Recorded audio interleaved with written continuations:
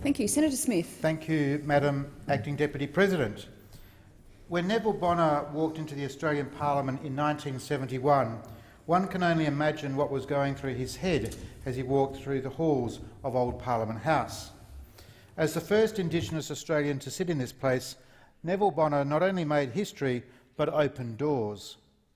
We've had several Indigenous parliamentarians who have come to Canberra and contributed to our political landscape since Neville Bonner made his mark nearly half a century ago. As someone who holds institutions in the highest regard and with the utmost respect, Australia's representative democracy is fundamental to how our government works. The Australian Electoral Commission, in collaboration with the Museum of Australian Democracy and the YMCA, runs a terrific program to encourage young Indigenous people to engage with Australia's democracy and learn about how Parliament functions.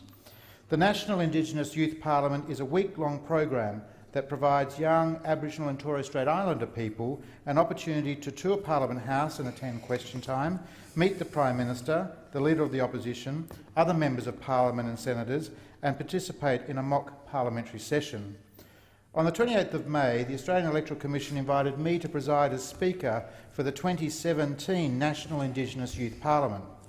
Approximately 50 young Aboriginal and Torres Strait Islanders travelled to the nation's capital to represent their respective states and territories. Our honourable members assembled in the House of Representatives at the Museum of Australian Democracy on a crisp Canberra morning to debate the Improving Access to Alcohol and Drug Rehabilitation Services in Rural and Remote Areas Bill of 2017. I was particularly pleased to welcome the honourable members from our home state of Western Australia: Winston Chevalla Caesar, Thomas Betts, Anthony Turner, Tamika von Senden and Brian Yaron. Our 6th West Australian member, Alice Sombo, could not attend due to family commitments. These fine young West Australians came from different corners of the state, from communities in our treasured southwest and as far away as the Kimberley coast, more than 2,000 kilometres north of Perth. The debate over the ever-increasing availability of drug and alcohol rehabilitation services in rural and remote areas where many of our participants reside was considered, impassioned and invoked many of the feisty exchanges we witness regularly in this place. Winston, the member for Durack, advocated persuasively for the implementation of on-country healing camps driven by local Indigenous communities and argued that the bill did not provide sufficient culturally appropriate solutions to improve alcohol and drug rehabilitation services.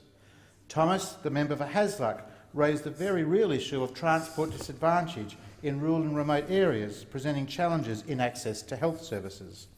Anthony, representing the people of O'Connor, argued that education was key in prevention, citing research from the Alcohol and Drug Foundation of Australia that children as young as 4 can already distinguish between a beer bottle and a wine bottle simply by recognition of its shape. Tamika also did the people of O'Connor proud by proposing regular visits from drug and alcohol rehabilitation professionals to strengthen relationships and provide much-needed support in remote communities. And Brian, bringing it home for the West Australian contingent as the member for Cowan, argued that greater education was needed about Australia's First Nations peoples and their culture. Working with local elders and First Australians, she said, was imperative in understanding the needs of these communities. There was much animation in the chamber that Sunday morning as the excited call of "Hear, hear" reverberated off the walls during the debates.